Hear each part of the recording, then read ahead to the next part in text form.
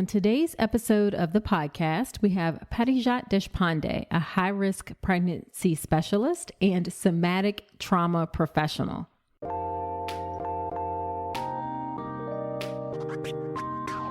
Welcome to the All About Pregnancy and Birth podcast. I'm Dr. Nicole Calloway Rankins, a board-certified OBGYN who's been in practice for nearly 15 years. I've had the privilege of helping over 1,000 babies into this world, and I'm here to help you be calm, confident, and empowered to have a beautiful pregnancy and birth. Quick note, this podcast is for educational purposes only and is not a substitute for medical advice. Check out the full disclaimer at drnicolerankins.com/disclaimer. Now let's get to it. Hey, real quick, before we get into this episode, my new and improved online birth course, The Birth with Power Pathway, is coming in May. If you want to feel calm, confident, and actually prepared for your hospital birth, this is for you. The best way to be the first to know when it drops, join my email list at drnicolerankins.com/email. Well, hello there. Welcome to another episode of the podcast. This is episode number 104. Thank you for spending a bit of your time with me today.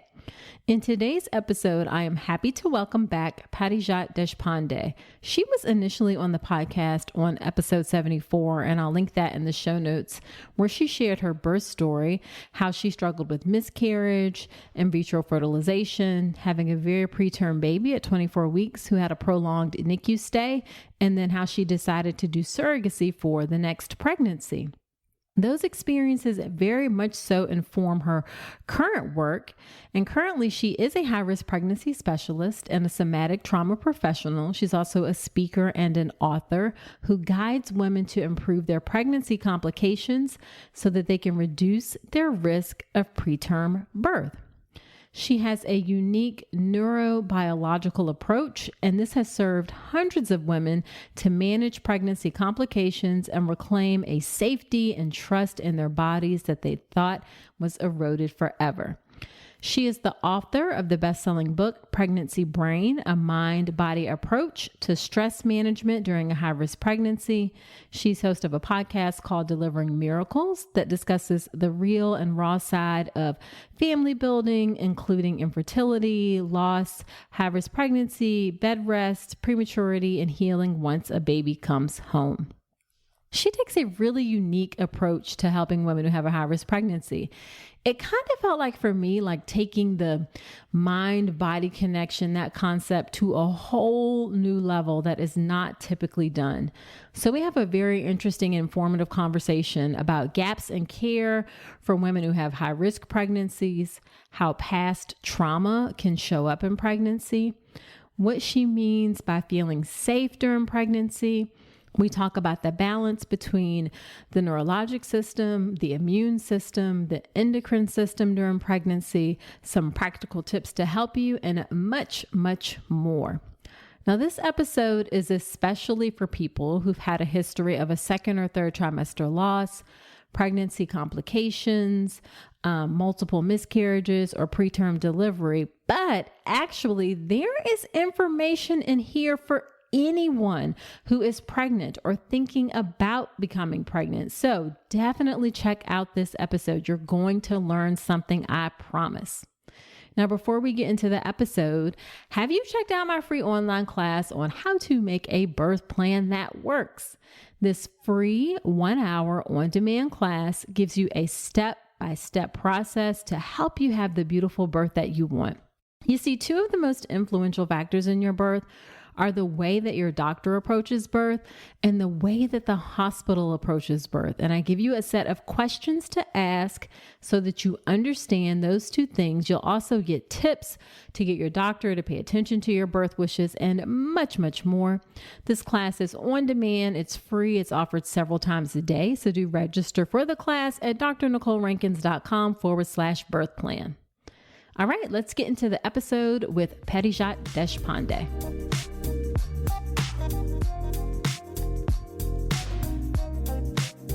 Well, thank you, Parijat, for coming back onto the podcast. I'm so excited to have you here. You had such an interesting story. And of course, we'll link to the first time you were on the podcast sharing your birth experience. But now we're going to follow up with how some of that has resulted in your current work. I love it. Thank you so much for having me back. I'm so excited to chat with you again. Yeah. So why don't you start off by telling us a bit about yourself and your work and your family, if you'd like. Absolutely. So I'm Parijat Deshpande, and I work with women who are trying to conceive and are pregnant after second or third trimester loss or prematurity. And I take a body-based, trauma-informed approach to support their bodies to help them reduce their risk of complications in preterm delivery and navigate the medical system so that they can have a different experience next time during their next pregnancy. And that work is entirely influenced by and inspired by my own personal experience of growing my family in a very challenging, non-traditional way, if you will. Yeah, you have to tell us a bit about that. It's so my oldest, my son, was born extremely preterm after a very high risk pregnancy, after IVF, after an experience with loss. So his journey home was a really challenging one. He was born at 24 weeks and 5 days, and we spent a lengthy NICU stay, hoping that he would come home to us, which he did, thankfully. And then after that experience, with the number of complications that I had with his pregnancy, we decided that it wasn't actually safe for me to be pregnant again. And so we pursued gestational surrogacy to bring our second one home. And the process to bring her home was also complicated by multiple miscarriages and just a variety of complications with the fertility treatment process. And so she was our very, very last embryo. So my son was our very first one from IVF, and she was our very last. So I call them my bookend babies. And that's what we've got going on over here. We're just so lucky to be able to have them in our lives. And both of them just inspired my work so much every single day. Absolutely. So like I said, we will link to your first podcast episode. I distinctly remember when we recorded that episode that my mouth was open because I was just like, this is a lot for one person to have to go through. Yeah. So the fact that you've come on the other side of it and have like turned it into something so meaningful and helpful to other folks is really inspirational. Thank you. Yeah. So how do you typically work with pregnant people? I work with them, I love working with them very closely. So I work with a very small number of people at a time. And it's all virtual. It's always been virtual, even before the pandemic. So Yep. I get to work then with women who are all around the world. And I've worked with people from a variety of different countries and continents and people who are local.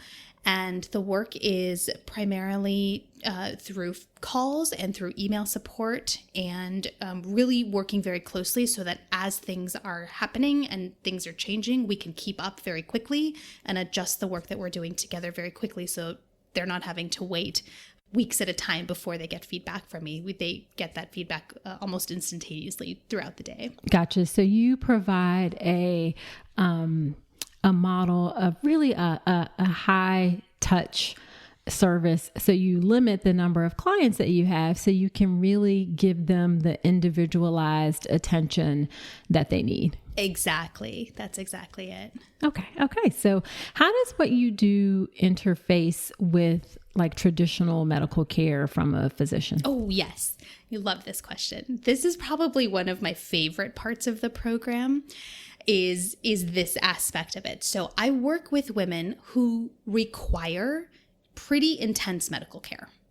They, as much as I love how many options there are available now for kind of more holistic approaches and natural approaches, and that's so wonderful, my clients are those who don't necessarily have those options as options available to them because of their history and what's going on in their current pregnancy. And they're also clients who have lost trust in the medical system. And so the work that I do with them as it interfaces with traditional medical care is, one, reestablishing that trust in the system that they need to rely on to continue to grow their family.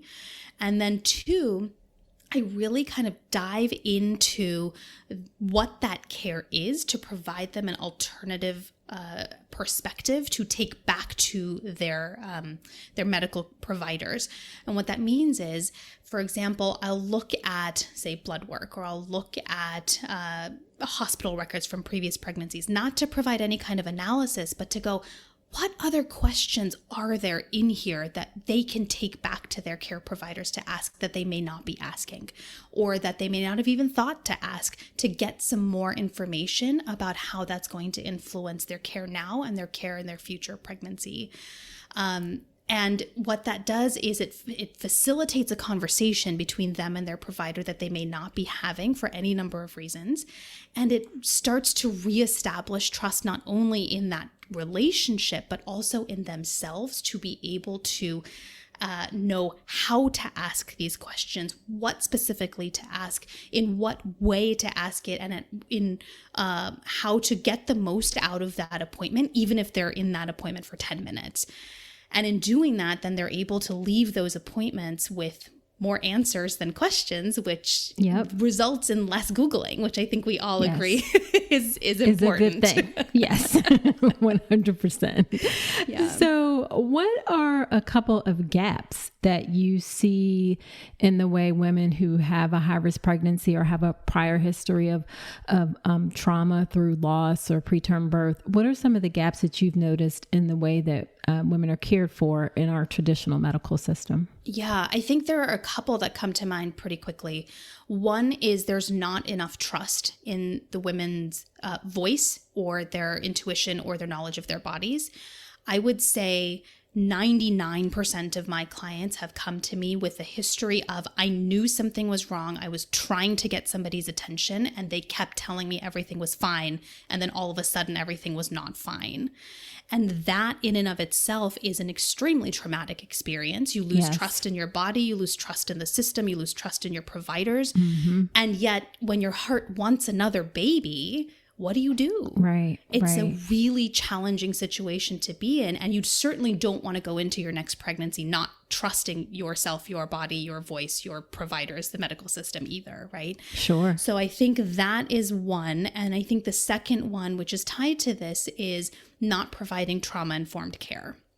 And by that, I mean really understanding the physiology of trauma, that it is not something you can deep breathe your way out of, that you can positively think your way out of, but understanding that, you know, even the very sight of you in front of this patient can be triggering for her. Your white coat can be triggering for her. The blood pressure cuff around her can be triggering for her. And knowing how to approach these difficult conversations that, you know, my clients and people like my clients are having about decisions they have to make in their pregnancy and choices that they have, and even just hearing some ambiguous, if not bad news, knowing how to have those conversations in a way that does not further trigger them and their previous trauma and traumatic losses, I think is a really big one. That is huge. I know I myself only have recently started learning about what trauma-informed care means, and like it's more in depth, like you said. And I know I certainly have things that I could learn about it, and it's not a traditional part of the way that physicians are trained. So I can 100% see that for sure. Let's talk about something most pregnant women aren't getting enough of: omega-3 DHA. The recommendation is over 200 milligrams a day, but less than 5% of pregnant women in the US meet that. That's one of the reasons I love Ritual's Essential Prenatal. It has 350 milligrams of vegan DHA plus other key nutrients like methylated folate and choline to support baby's neural tube development. As an OBGYN, I appreciate that Ritual goes beyond the basics. The formula is science-backed, third-party tested for heavy metals and microbes, and every ingredient is traceable. And the delayed release design, it's gentle on the stomach, something that really matters, especially if there's trouble with nausea during pregnancy. You deserve to know exactly what you're putting into your body, especially when it comes to prenatal multivitamins. And with Ritual's dedication to traceable science and sourcing, you always will. See for yourself with 25% off your first month at ritual.com/Dr. Nicole. Start Ritual or add Essential Prenatal to your subscription today. That's ritual.com/Dr. Nicole for 25% off your first month. So then how does what you do interface with care from mental health professionals? And I forgot to ask, I usually ask people to say, what is their background or training? So maybe if you can answer that question first, what is your training? Because I know you were a mental health professional. Sure. And then how does that interface with women who are also seeing a mental health professional either before or during their pregnancy? Absolutely. So yeah, you're right. My training, original professional training was in clinical psychology, and I went through the whole route of building that career up until my whole experience with fertility treatment and all of that began. And it was through that personal experience I realized the gaps in the training in clinical psychology for supporting women who are going through something specifically like this, a high-risk pregnancy after trauma or loss. And because of that, the work that I do is very different from mental health work. I no longer provide any kind of mental health services, and my focus is very body-based as opposed to thought-based, which is what the traditional training in clinical psychology is about. And what I found is that most of my clients have tried traditional mental health care and have found it to be insufficient. And so by the time they come to me, they're no longer working with mental health providers, or they'll do a monthly check-in or something like that. But for the most part, most of them are not working with mental health providers anymore. Oh, that's interesting. Right. For some reason, I would have thought that it would have been kind of like working simultaneously, but it's interesting that you see that most people have they just not found the help that they needed? Yeah, I think it's a combination of exactly what I found to be missing, which is why I shifted my focus to the way that I did, is one, most mental health providers don't speak the language of high-risk pregnancy and prematurity and loss. I mean, we have some we're seeing now who are specializing in loss or prematurity a little bit, but to be honest, it's one of those things where if you don't really work in the NICU, for example, or in the unit, it's really hard to know, or if you haven't had personal experience there, you're still kind of looking at it as an outsider, which I fully recognize I would have too had I not been living in the NICU for so long or having lived through this myself. And so I think that's part of it, is then when you are working with somebody who does not speak that language, that can be triggering and re-traumatizing in and of itself as you are having to explain your experience.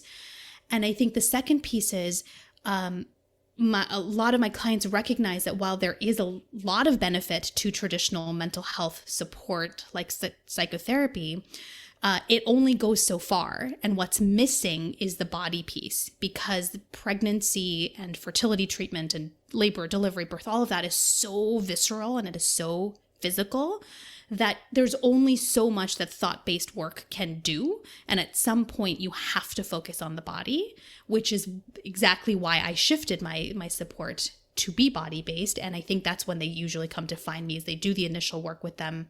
They get some amount of relief, which is great, but they're like, there's still something missing. I'm still quite not ready to conceive yet, or something like that. I'm worried about my next pregnancy. I'm not really sure. And I think they also recognize that we can't separate mental health and physical health, which is, again, where my work merges the two, is focusing on the nervous system addresses both. And I think that's why that's when and how they find me and we start working together. Gotcha. And I want to be clear that neither one of us are saying that mental health professionals aren't useful, because they are. Yeah, exactly. And it just depends. And I will agree that it is very helpful to seek out people, and more people are doing it, that have some experience in pregnancy and postpartum or peripartum care. And it can be hard to find someone who has that experience or knowledge or focus area, for sure. And it's kind of like, like you were saying, some things you have a deeper level and understanding for after you go through it, there's just nothing like it. I mean, there's nothing to say I was a bad physician, for instance, before I myself had a preterm birth. Sure. But like, it just changes you in a different way. It changes you. Absolutely. It does. Yeah. Exactly. And I think that it's important then to find somebody who is up to date on the knowledge that you are looking for. Yeah, right? For sure. And that can include that personal experience as well. And I really appreciate now seeing more and more physicians and more providers of all kinds coming out and sharing their personal experiences too, because then you can kind of connect and go, oh yeah, that's what I've been through. Also, I know you're going to get what I've been through. Yep. So let's talk about that body connection, actually, since you brought it up. Is that where, just coming from your website, you talk about the neuroimmune endo balance during pregnancy? Is that body connection that you're talking about? And if so, what does that mean? That's right. That's exactly it. So, my focus when I went through my personal high-risk pregnancy, I remember distinctly being and feeling very anxious and very scared all the time. And I remember thinking, well, I don't just want anxiety relief. I want to know how to feel better so that I can also protect my baby and help myself stay pregnant, especially when I started noticing that my anxiety was very closely tied to my preterm contractions, for example. And so it was in this additional training and research that I went into, looking at, well, there is actually a very close connection. It's not that you think yourself into preterm contractions or hypertension or anything like that, but there is an actual physiological change that happens in your body that contributes to an increased risk of pregnancy complications and preterm delivery.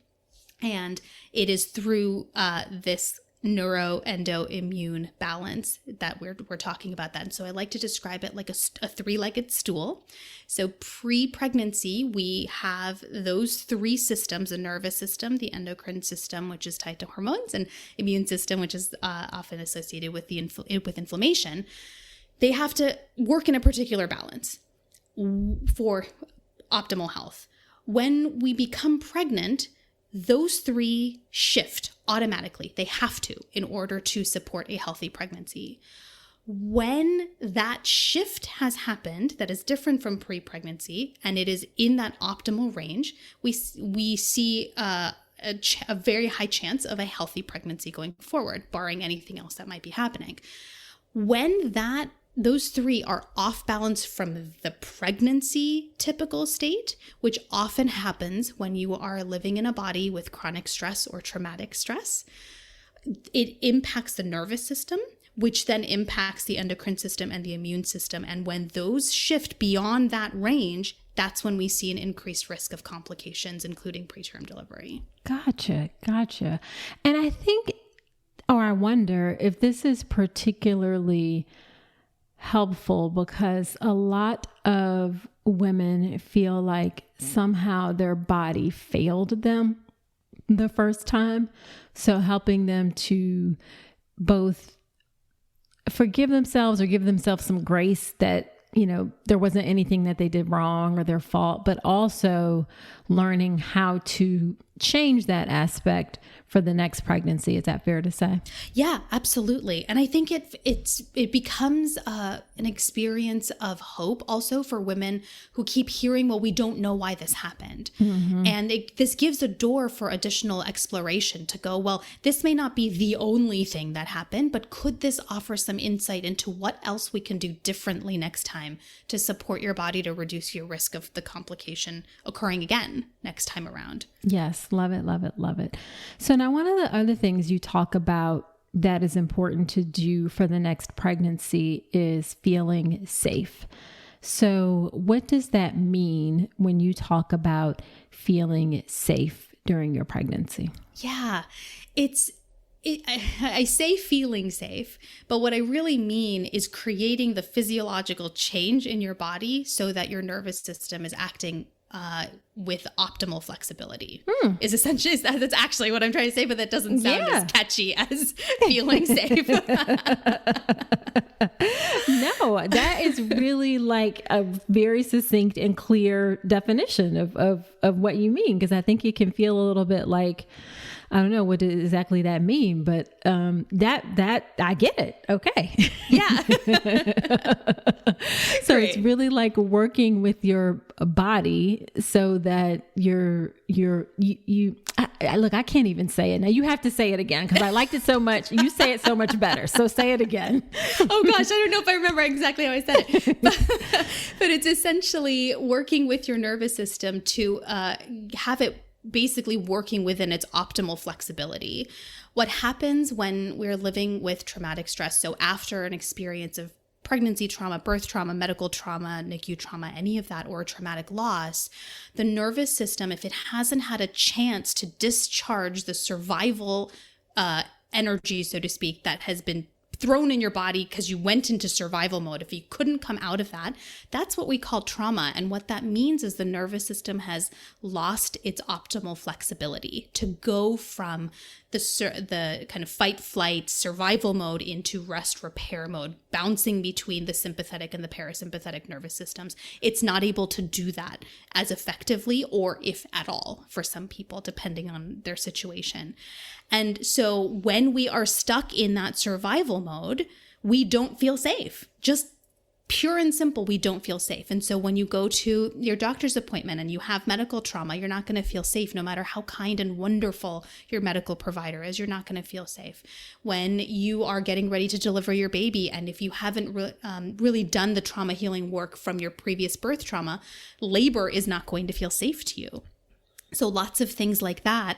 And so in order to feel safe, it's not a mental shift where you have to tell yourself to feel safe or have some mantras or affirmations or anything. It really starts at the body level first. All of those other things can come after your body has shifted to restore that optimal flexibility in your nervous system, which, as you can imagine, as we just talked about, then has a cascading effect on your endocrine system and your immune system, which again then works to reduce your risk of complications or improve any of them that have already come to be in this pregnancy. Absolutely. So I love how you are combining both that things like the energy approach and feelings, for lack of a better word, with science. Like this is based on science. Like you do research, you stay up on things. If I'm not mistaken, is that correct? That's right. Mm-hmm. Yeah. So this isn't just like, I don't want to say woo-woo or like right. No, but that is what the impression is sometimes, is when we talk about stress, when we talk about feeling safe, when we talk about these things, it has this air of, okay, well, I'm just going to think it or do something kind of intangible to do that. And that's something that I feel very strongly about, is because I remember being in that moment going, tell me something to do. I don't want, because otherwise I'm just going to be sitting on PubMed for hours and hours and hours reading more things I shouldn't be reading. Yep. So give me something to do. And so the work is very tangible. I have exercises that I give my clients, and we are tweaking constantly. And we're always focused on her body and what her body's telling her that she needs to do differently or the same or slightly adjust to get her to a place of that nervous system flexibility. And it's just a very goal-directed, very tangible approach to this work, because I get it. Otherwise, your mind runs away with you. It has totally happened to me too. and that can feel really overwhelming in an already scary situation. For sure. So speaking of scary, what are ways that past trauma, or from pregnancy losses, from having a high-risk pregnancy, a prior preterm birth, what are ways that past trauma can show up in that next pregnancy and throw things off? Because I'm guessing you're going to say some things that we probably may not even realize. Possibly. Even before pregnancy, a lot of my clients, they come and start working with me right before they're ready to start trying to conceive. And when we look back at their medical history, we can see signs of it already. For example, you might notice that you have some insomnia that has just been around for a couple years, 3 years or so. And when we track it back, we go, when did this start exactly? Oh yeah, it was when my daughter was born and went into the NICU. Okay, right? We see I see very frequently, actually, NICU moms having developed autoimmune diseases. And if they are active autoimmune diseases, that's usually a good sign that is a piece of that is the trauma playing out for sure in your body. And then when we look into pregnancy, we see it in a variety of different ways. One can be elevated blood pressure when you go into your doctor's office, but everything tracks fine at home. You can see it as multiple pregnancy complications. Frequently, I see it as gestational diabetes that's not managed well, even with really good diet, exercise, and all of the standard procedures that you try. You just can't get it under control. Gestational hypertension, kind of same thing. You're trying all the medical approaches and it's just not quite coming to the range that we want to see it at. Preterm contractions. We see, again, insomnia, pain increase. There's so many different ways that it can present even during pregnancy, in addition to the kind of anxiety roller coaster, I like to call it, where you'll do a couple things to kind of calm yourself down before, say, an ultrasound. You get the good news, okay, everything's looking good. You take a deep breath, you feel better, you get to the car and you're like, okay, wait, but now what if something's wrong? Right. Right. And that roller coaster of the up and down constantly, you just can't find your footing on experiencing long-lasting relief from that. Those are a lot of different ways that I see it coming up. Yeah, I think another one that comes to mind maybe is unexplained pain. Yes. That you've had chronic pain and don't understand why. I think we definitely underestimate the effect that events can have on us physically. And and it's not being like, some people have a hard time wrapping their minds around that, because they think you're trying to say like it's all in your head, and that's not what it is at all. It's that there's a connection between the things that happen to you and what physically manifest in your body. Absolutely. Mm-hmm. Sometimes you need to uncover that in order to fix the things that are manifesting in your body. Absolutely. And what I like to remind people, I'm so glad you said that it's all in your head piece, because that does come up a lot. And what I like to share, and again, why I do this work so body-based and physiologically, is when we are living in survival mode and that shift has happened in the nervous system, we actually lose access to parts of our brain that allow us to process complex thought and future planning and all of that. And so really actually is physiologically not even in your head. It actually is in your body, because the nervous system has changed in a way that has dumping all of these changes to your hormones and to all different, literally every body system changes when you are in survival mode, right? I use the example of being chased by a bear. When you're being chased by a bear, the only goal is to survive that bear attack. So digestion changes, your cardiovascular system changes, respiratory system changes, right? Everything changes, all in order to keep you alive and safe. And so now you take out the bear and you replace that with, say, fertility treatment or pregnancy or labor and delivery. It's the same thing that's happening in your body. All those changes are happening to keep you alive and safe, and your body has not, and your brain has not realized, oh, the bear's actually gone, or there's a way to get away from this bear, so to speak, right? And so it's very, very body-based. And so for anyone that's listening, it is absolutely not in your head, both kind of in lay speak, but also physiologically. It's just it's not possible for it to be in your head. Love it. Love it, love it, love it, for sure, for sure. So let's give some tangible pieces of advice, things that you would tell people who have a high risk pregnancy. What are 2 or 3 pieces of advice that you want to give? Yes. So if you are trying to conceive after loss, after preterm delivery, after pregnancy trauma, birth trauma, any of that, I think the first thing to do, and it sounds really simple, but I think the very first thing to do is to acknowledge that what you experienced was a trauma.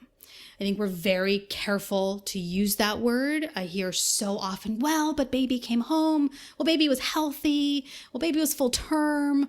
And I was able to breastfeed or something like that. And we kind of minimize that experience because of some external factors that we think kind of justify that this was not trauma.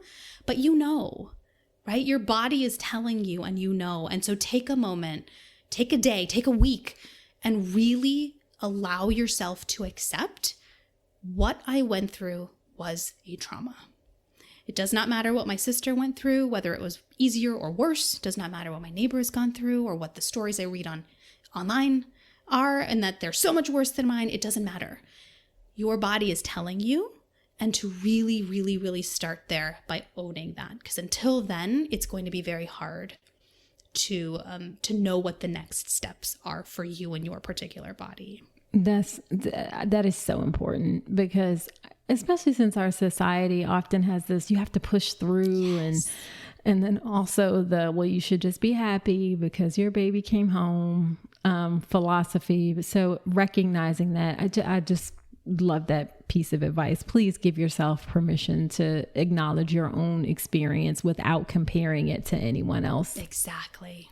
Yeah. Exactly. Yeah. So what's another piece of advice you give? I think after that, then once you have really given yourself that permission and accepted that, the next piece I think is to really get curious and to go inwards and investigate. What is my body telling me? Where are those signs like we just talked about? What are those clues my body is telling me that I still have this trauma in my body, that my body is still functioning as if I am still being chased by that bear? And find what those are. And that can sometimes be a little overwhelming because you start making that list and you go, oh my gosh, there's so many things. Uh-huh. And so, I encourage you to think of that as, hey, your body's really trying to get your attention. That's all it is. All of this is manageable when we take a trauma-informed lens. Now you've accepted and really given yourself that honoring of, yes, what I've been through is trauma. Yes, I'm living in a body with traumatic stress. And these are all the ways it's manifesting through my body, through my health. Now I know what I can do about it.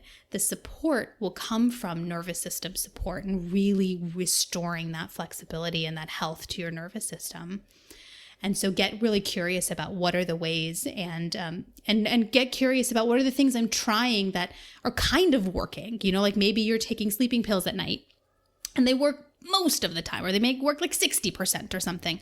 Right. Maybe, go a little bit deeper with that. Could this be another way that my body is telling me that I need to really look inside and support my nervous system in a different way? Gotcha. Anything else? I think reach out for support. Yes. Don't do this alone. Yes. It's not worth it. Yes. It's too much. It's too much on you, especially if you're already pregnant, to have to manage all of that all by yourself. You don't deserve that. For sure. And it can look like various ways you might imagine. And I would say maybe you have to try different things until you find something that works as well. Exactly. Yeah. That's right. So just to wrap up, what would you say is the most frustrating part of your work? I think it is when I meet women who really believe that there's nothing more they can do. So you think there's an opportunity for just about everyone to try a new approach? Yeah, I do. Because at the very least, what we can address is your experience inside the medical setting, to be able to really be present with your medical providers, to make choices about what lies ahead for you. Instead of, which we can't do when we are living in survival mode. They're not actual choices. They are reactive experiences to looking for safety, essentially. And so I think at the very least, that's possible for everybody. And best case is we can actually beat medical odds. The odds that you are given, let's see if we can actually support your body in a way to have a different experience physiologically next time around. Yeah, I like that. I like that for sure. So on the flip side, what's the most rewarding part of your work? It's a particular moment that I see in all my clients' faces when they hit there, when their body responds differently than they've ever expected. There's a look that they get. They all get this look on their face. It's amazing. Sometimes it's when they experience their contractions stop, here they come again, and then they do some of the work that we've been doing, and then they stop on their own. They get this look. Or I have a lot of clients right now, especially who have a history of hypertension. And so when they're able to take their blood pressure without being triggered, and their blood pressure is actually within normal range or better than it's ever been before. Yep. That look, I think, is the top, and that's certainly rivaled with receiving the email of the birth announcement of their baby. Oh, sure. Yeah. Emails, pictures. Oh my gosh. Yes. Great stuff. They're the best. Yes. And I can imagine that the work that you do is beneficial beyond pregnancy. Yes. For sure. Yes, it is. Yeah. So not just like during pregnancy, but life. It is. Absolutely. I was just telling a client yesterday, in fact, I said, once you do this work, you open this door, you can never close it again. It's just, you're always going to hear my voice going, what's your body saying? What's your nervous system doing?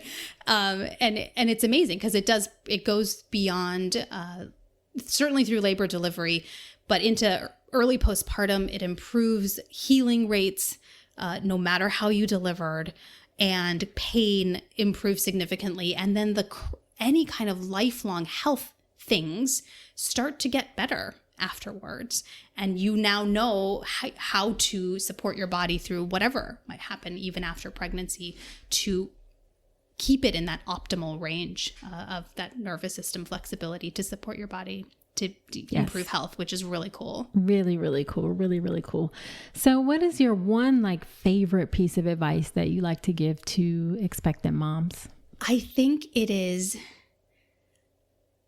don't underestimate the power of your body, especially when you are faced with pregnancy complications or any kind of challenges in pregnancy, because I know we don't talk about that enough. Kind of in mainstream media, you see these easy breezy, lovely pregnancies and you go, but that's not me. I'm broken. Right. That lady over there is not broken. I'm broken. And I really like to reinforce that you have a tremendous amount of power in your body. And when you can tap into and really understand this neuroendoimmune connection to pregnancy health, suddenly it's like mind blowing. It's like you realize you have this magic wand inside your body this whole time. And so please don't ever lose faith in that. You do have more power in your body than you realize. And I'm saying that as somebody who had 8 pregnancy complications in my pregnancy. I get it. I know how hard that is. And you still do have that power. I really believe it. Yes. Love it. So where can people find you? I know you have a fabulous Instagram account with lots of useful information there, and then website, you have a book, your program. So tell us all the ways that people can find you. Yeah. So I like to hang out on Instagram. I'm at healthy.highriskpregnancy. And I love it when listeners, if you're listening right now and you're not driving, take a screenshot of this episode and tag me and tag Dr. Rankins and let us know what your biggest takeaway was from this episode. I love seeing that on Instagram. Yes. And then you can find me on my website at my full name, parijatdeshpande.com. And there's links to my book, Pregnancy Brain, which is meant specifically for women with high-risk pregnancies. And I dive into the whole neuroendoimmune physiology a little more deeply than we got into today. And then you can listen to my podcast, Delivering Miracles, is there, made for high-risk pregnancies as well. And then my program, Path to Baby, if this sounds like something you're looking for, I'd love to talk to you there too. Awesome. Well, thank you so much for agreeing to come back onto the podcast.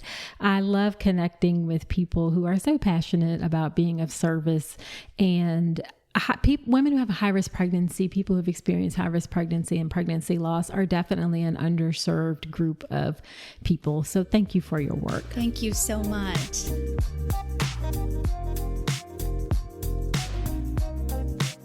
Well, that was a great episode. I really love how she approaches high-risk pregnancy. I think sometimes it feels like, and I mentioned this in the episode, that when you have a high-risk pregnancy, that there's not a lot of places and spaces for you. So I just really love how she's carved out this really unique approach to helping pregnant people who have a high-risk pregnancy. Now, after every episode, when I have a guest on, I do something called Nicole's Notes, where I do my top 2 or 3 takeaways from the episode. So here are my Nicole's Notes from my conversation with Parijat. Okay, number 1, trust is so important in your relationship with your provider. And I think this is especially the case in a high-risk pregnancy. And the term high risk gets thrown around a lot. There are some things that are certainly higher risk than others. For example, Sometimes people who have gestational diabetes are considered quote unquote high risk, but I think that's a really different situation than if you had something like a second or third trimester loss or preterm delivery before. So just be careful about that term higher risk.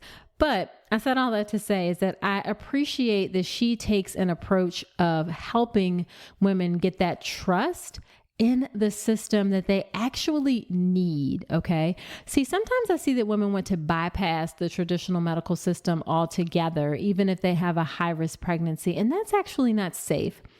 Home birth or midwifery care are great options for low risk pregnancies without any problems. If you have a high-risk pregnancy or some issues, then you are best served in a more traditional medical system. So I really appreciate that Parijat helps you develop that important trust that you need so that you can get the care that you need.